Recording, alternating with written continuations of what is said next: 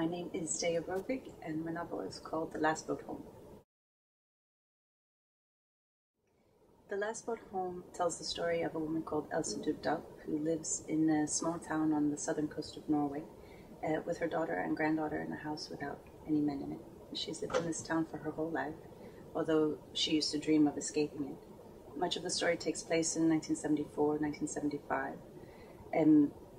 when she's 16 years old, after oil has been discovered in the North Sea, but before the country has really come into its wealth. So it's a very poor community.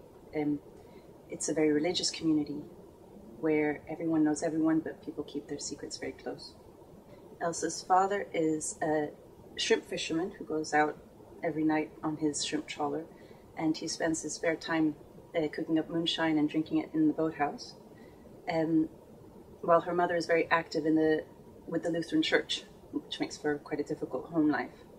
With this as her everyday, Elsa falls in love with the son of the richest man in town, and this makes her brave, and it makes her foolish, and it makes her dream. So when a traveling circus arrives in town, she allows herself to be drawn to them, and this has terrible consequences for her family and herself.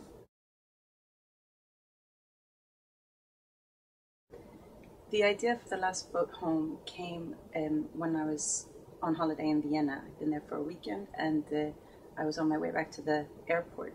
And I was talking to the taxi driver, who got very excited when my husband and I told him that we were Norwegian. And he started telling us about how he had traveled through Norway as a young man for several years when he was in the circus.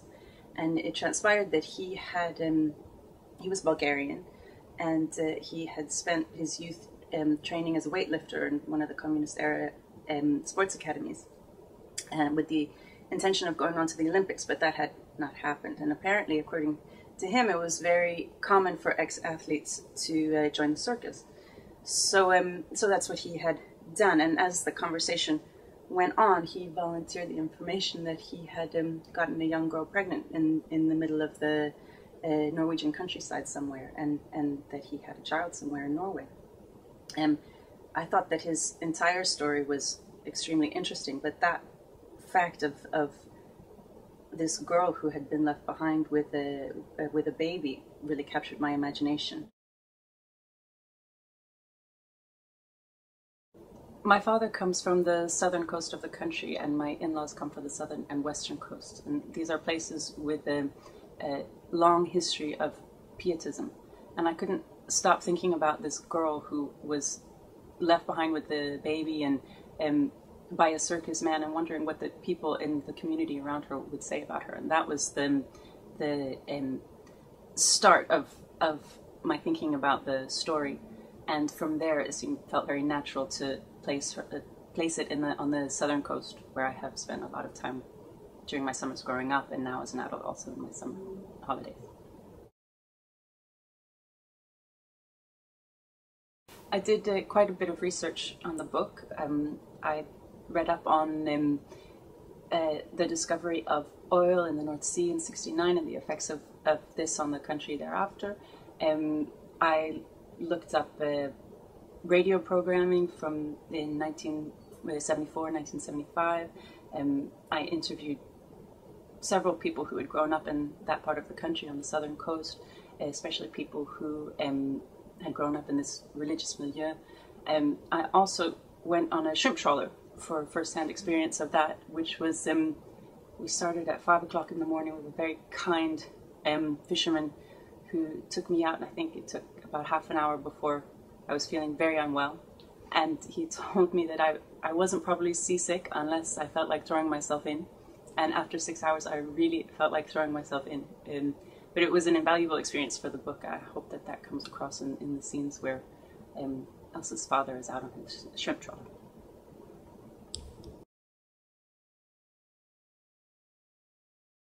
I hope that readers will take several things away from The Last Boat Home. One, it's a portrait of a part of the world that is very special to me. The landscape is very hard, the weather is hard, and people's lives are hard, and I hope that there's a bit of an insight to the backbone of some of the people who might live there. It's also a place that has changed enormously in the last 30 plus years. So I hope that after the discovery of oil, so I hope that that comes across in the book as well. For me, the book is very much about the relationships between women, specifically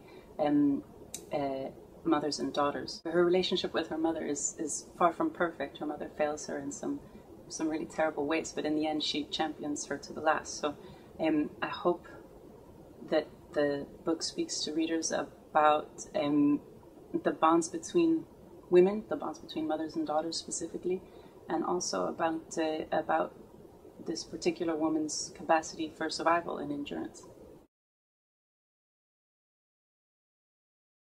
The launchpad for me really as a writer was getting accepted to UEA's Masters in Creative Writing, and that was a fantastic opportunity for me for several reasons.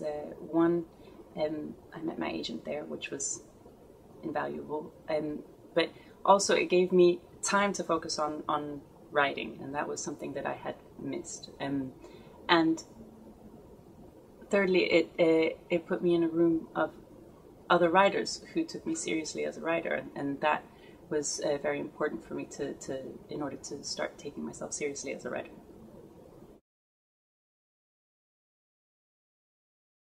Three years after graduating from UEA, I finished writing The Last Boat Home.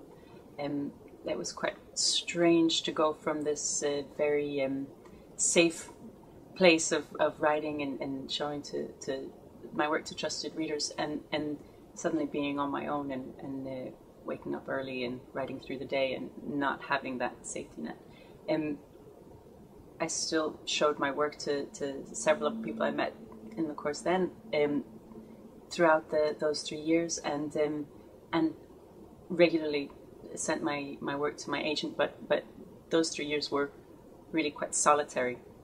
And so when I finished the second draft and it was ready to submit to publishers, that was both an incredible feeling, very exciting, but nerve-wracking, like you wouldn't believe. I was absolutely terrified. And when the first offer came in, I literally stood up and danced in my living room, and it was the best feeling in the world.